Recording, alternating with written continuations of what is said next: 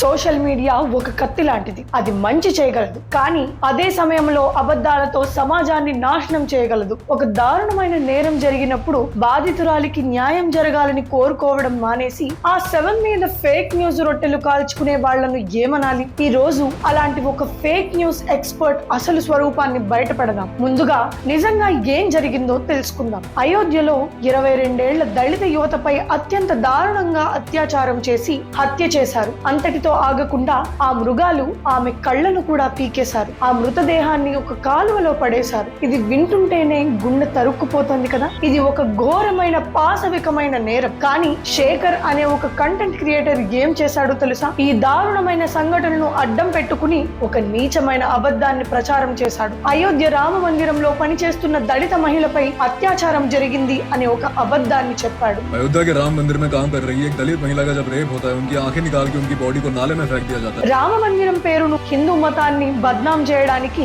దళితులను రెచ్చగొట్టడానికి ఈ అబద్ధాన్ని వాడుకున్నాడు. కానీ నిజం నిప్పు లాంటిది. దాన్ని ఎక్కువసేపు దాచలేరు. ఇప్పుడు అసలు వాస్తవాలు చూద్దాం. 1వ వాస్తవం, ఆ బాధితురాలికి రామ మందిరంతో ఎలాంటి సంబంధం లేదని అయోధ్య పోలీసులు స్పష్టంగా ప్రకటించారు. ఆమె అక్కడ ఉద్యోగం చేయలేదు, ఏ పని మీద వెళ్ళలేదు. 2వ వాస్తవం, ఇది కుల ఘర్షణ అని ప్రచారం చేశాడు కదా.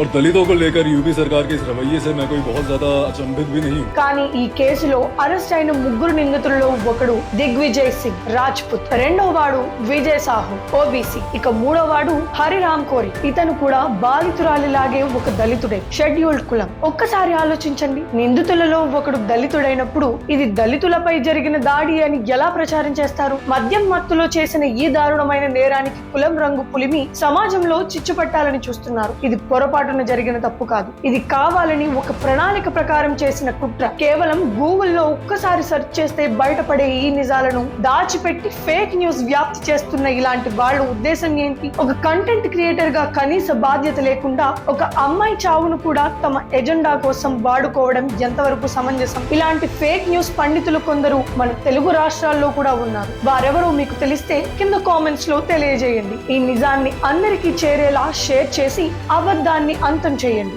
జై హింద్.